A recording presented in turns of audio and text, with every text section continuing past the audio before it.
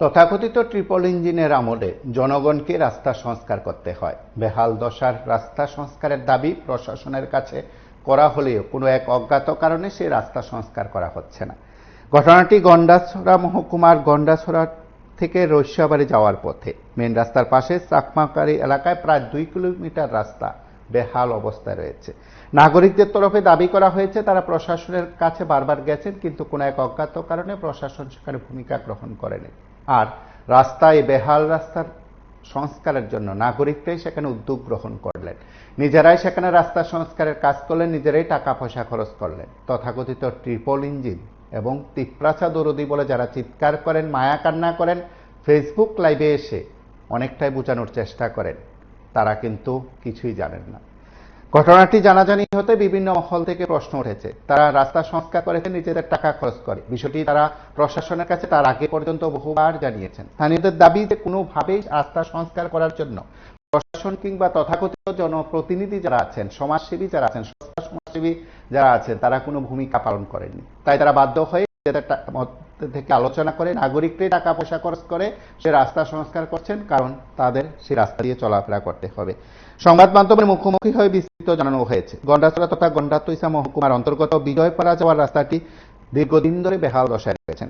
গন্ডাতৈসা বা গন্ডাছড়া থেকে রৈস্যাবাড়ি যাওয়ার যে মূল রাস্তাটি রয়েছে তার পাশে সেখানে চাকমা বাড়ি, প্রায় 2 কিলোমিটার রাস্তা সেখানে বেহাল অবস্থায় থাকলেও সে রাস্তা সংস্কার কোনো উদ্যোগ নেই। গাড়ি চলাচল করতে পারছে না।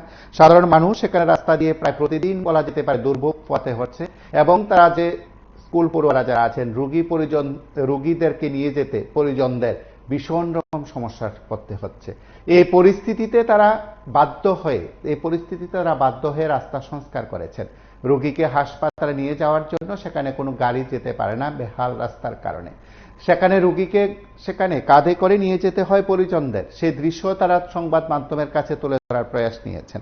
নাগরিকদের তরফে দাবি করা হয়েছে যে দীর্ঘদিন ধরে রাস্তাটি বেহাল অবস্থায় থাকলে কোনো এক অজ্ঞাত কারণে বর্তমান সরকারের কিংবা এডিসি প্রশাসনে কেউই সেখানে যোগ্য ভূমিকা পালন করে সেই রাস্তাটি জনগণের জন্য সুবিধার্থে ভালোভাবে তৈরি করে দেওয়ার ব্যবস্থা কেউই করেনি।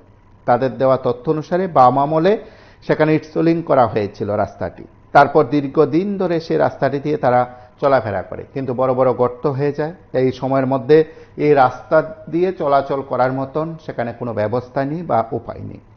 সেখানে রোগীদের হাসপাতাল নিয়ে যেতে সমস্যা হচ্ছে, কারণ বড় বড় গর্ত রয়েছে রাস্তায়, গাড়ি যেতে চায় না, এবং যে কোনো সময় রোগীকে হাসপাতালে নিয়ে যেতে হলে সেখানে কাঁধে করেই সেখানে নিয়ে যেতে হয় পরিজনদের, এমন দাবি তারা করেছেন। আজ তারা বাধ্য হয়েছেন নাগরিকরা রাস্তা সংস্কার করতে, নিজেদের টাকা পয়সা খরচ করে রাস্তা সংস্কার করেছেন। এডিসি প্রশাসন হোক, রাজ্যের জেলা কিংবা মহকুমা প্রশাসন, বা বলা যেতে পারে এই সময় গ্রাম উন্নয়ন দপ্তর, সংশ্লিষ্ট যে দপ্তর রয়েছে, কেউই যখন ভূমিকা পালন করছে না, সকলে যখন ঘুমিয়ে আছেন, তখন নাগরিকরা রাস্তা সংস্কার করছেন নিজেদের টাকা খরচ করে। এটাই বোধ হয় তাদের কাছে ট্রিপল ইঞ্জিনের আশীর্বাদ। আপনারা নাগরিকদের কথা শুনুন। বাড়ি মেন রুট হইতে জান্ন চাকমা বাড়ি পর্যন্ত মানে পশ্চিম বিজয়পাড়া আমার প্রত্যান করে বিহার গাড়ি ফুজিনু জেনুয়ারে ফরেস্ট কালে সরকারি ফরেস্ট আছে না কাছে না চলে নেই। আমি ব্যক্তিগতভাবে আমি হাম করি আমার হতা না গাড়ি যেন মারে ফরাদি যদি সরকারে না যায় আমি ব্যক্তিগত ফটোবরোধ করিব। আর হি আগে নাই ব্যাগ আদা মেব মিলিনে গুড়ো বুড়ো যে রেট দিন উভয় কাবাজ ফটানো বইতে ফটোবরোধ বুঝিব। আমি এক সপ্তাহ লাগক 2 সপ্তাহ লাগক যতদিন আদায় করি না ততদিন আমি অবরোধ তুলিব। তাকে তুমি হজনে হাঙ্গুলা এতিয়া আমি হজনে প্রায় 17 জন 17 ঘুরিবা।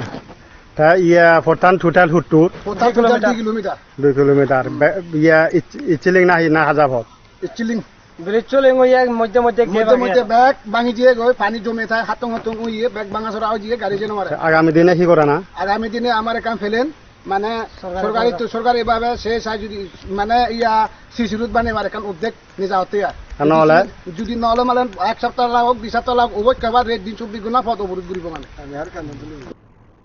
আপনারা শুনলেন, সেখানে নাগরিকদের তরফে আরো দাবি রয়েছে, আরো বক্তব্য রয়েছে। যদি সেই দাবি পূরণ না হয় তাহলে তারা রাস্তা অবরোধ করে প্রশাসনে ঘুম ভাঙাতে চাইবে।